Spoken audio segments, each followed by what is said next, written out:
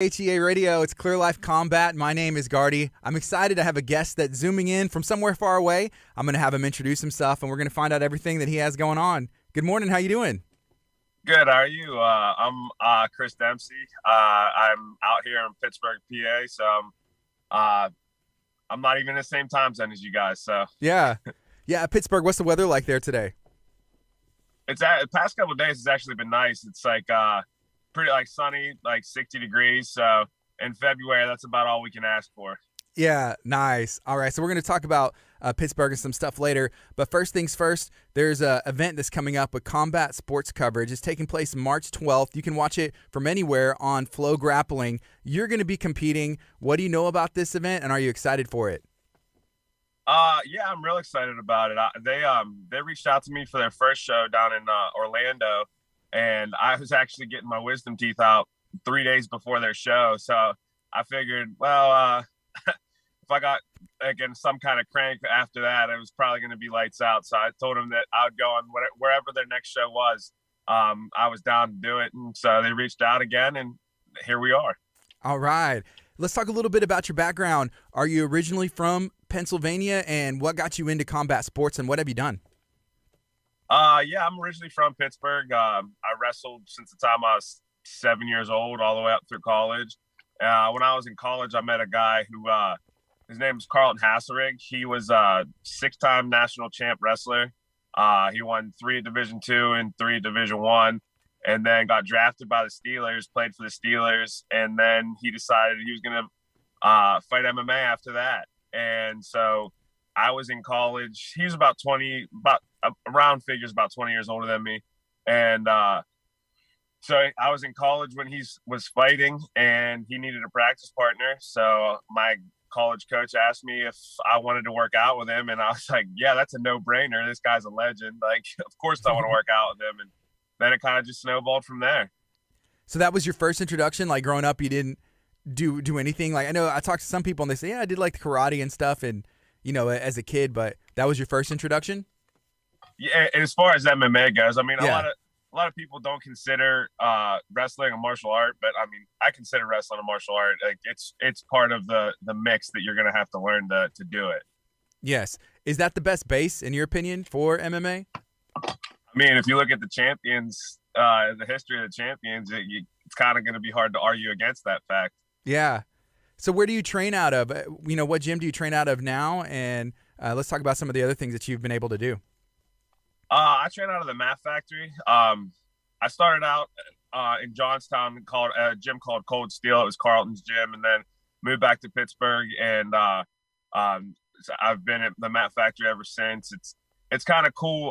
Carlton wrestled at the same college as I did, and then my coach now, Isaac Greeley, also wrestled at the same college. So we're all like 10 years apart, and it's like our coach is now the winningest wrestling coach in NCAA history at any division. So, and he builds like this brotherhood of all of us. So it doesn't matter if we're 20 years older, 20 years younger, like we're all like real close, tight knit family, basically. Yeah. And making that transition to, you know, wrestling to MMA, picking up striking, how did that go? Was that easy for you? So it wasn't that easy. And that was my fault because I had my first UFC fight before I even took a striking class, which was probably the dumbest thing that you could ever do if you want to fight MMA. But I didn't know any better. We were brand new to it, and just figured we were going to take everybody down and work that way. And it ended up not working out that way. And now we can teach the next generation a little bit better. Yeah. You know, going into that, I mean, it's the UFC, hadn't really trained striking. I mean, getting into the cage, was there any kind of surprises, or what else kind of caught you off guard?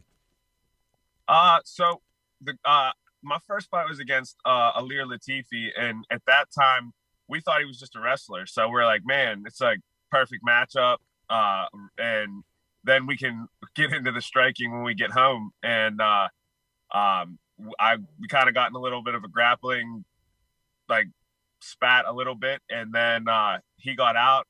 He started throwing some leg kicks, which I was brand new to, and that was really eye-opening right there, how leg kicks can really change the whole dynamic of the fight. reached down for a leg kick. He threw a right hand and kind of got knocked out. So after that, going home, I mean, what was all on your notes? Like, hey, kicking, striking, I got to change and rethink some things?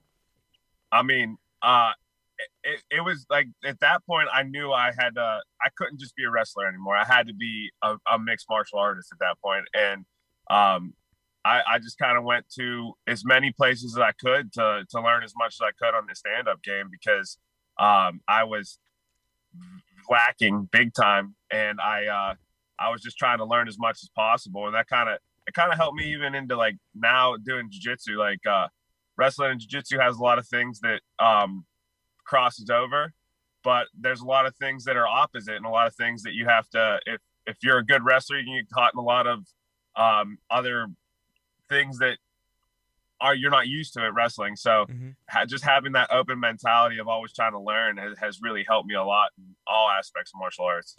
During that time in your career, were you having to work like a full-time job, or are you training full-time, or was it a mixture, work and train? No, I was working a full-time job. Like that was, I just saw a memory on my Facebook. 6 years ago was my last fight in the UFC. So that was way before people started talking about union, like players unions and stuff like that. And so, I mean, unless you were fighting, say, 3 times a year and winning every single one of those fights in the UFC, like you're still having to work somewhere, somehow. Yeah, realistically, is there enough time, to train? Because I guess it's like, you see these guys, hey, they have to win their first fight or get a bonus. It's like, wow, now I can quit my, being a trash guy, or quit, my full-time job and focus on this. But is there enough time to dedicate? I mean, it depends on a situation. Like in the bigger gyms, a lot of the times you are in a better situation where you can do that. But also early in your career, you go into a bigger gym, you get lost in the mix. So it's kind of a trade-off that you have to kind of weigh to yourself. There's definitely not enough time. Like I remember when I was in the UFC, and I was waking up at 5:30 in the morning, going to get my like strength workouts in, going to work, running on my lunch break, and then going to do some striking classes, and then going to our practice right afterwards, getting home at like midnight. And so I really wasn't sleeping at all. And so that's not healthy either. But it's kind of, you kind of have to weigh it out of, do I want to stay at home and get more attention at a small gym, or do I want to go to a big gym and run the risk of getting lost in the shuffle? And then either way could end up good, or either way could end up bad. Growing up in Pittsburgh, do you think that gave you any kind of advantage? We were talking a little bit about the city before and some of the unique things about it. So Western PA is, in my opinion, the best wrestling area in the entire world. I mean, if you look at Division I nationals, Western PA has 25 to 50% of the people in the finals. So I think as far as wrestling goes, that was a huge advantage. I mean, even now going other places and competing in jiu-jitsu, and like other places will say, oh, we have the best wrestling around. And you start trying to hand fight with them. And it's just like, wow, you guys think you're good at wrestling. That's not a good idea. Yeah. Yeah. Wrestling's hard to pick up, because there are guys that have been wrestling since they could walk, and it's just it's a hard skill. And I think like that's why I think that wrestling is a good base for MMA, because with striking and everything, like unless you're somebody like Izzy who's just so smooth in and out, like I think stand up is easier to pick up than wrestling, and it just because a lot of the things you do in wrestling is based on the pressures you're getting and like where your hip placement is. And the only way to do that, and the only way to learn that, is to do it and feel those different pressures, feel those different situations where you can learn some techniques, learn how to move, get your head out. Like it's not as based on the other person as wrestling is. Mm-hmm. Okay, I wanted to ask you. You mentioned Izzy, and then I was thinking about a wrestler versus a striker. I know UFC has an event coming up, Jorge Masvidal versus Colby Covington. How do you think that's going to go? I mean, I'm on Masvidal's side, so we we have a good relationship with ATT. We have two of our fighters that started out up here are down training at ATT down there. Cody Law is actually fighting in Bellator same day as we compete over in St. Louis. So I was hoping it was going to be in Houston so I could go afterwards, but didn't work out that way. So I'm on Masvidal's side. I think Covington is kind of he tries to be too much of a character, and he tries to play the bad guy too much, and it just comes off as kind of fake to me. Yeah. And I guess at some point you'll kind of hear some sound bites, but they're marketing the fight. It's about money. It's about pay-per-views. It's about trying to, I guess make a career, right? Keep your career going. Yeah, and I mean, I was terrible at that. I was absolutely awful at marketing and trying to sell myself. And some people have told me that's one of the reasons that my career was as short as it was. But I mean, I'm not gonna sacrifice who I am to sell some tickets. Like I just won't do it.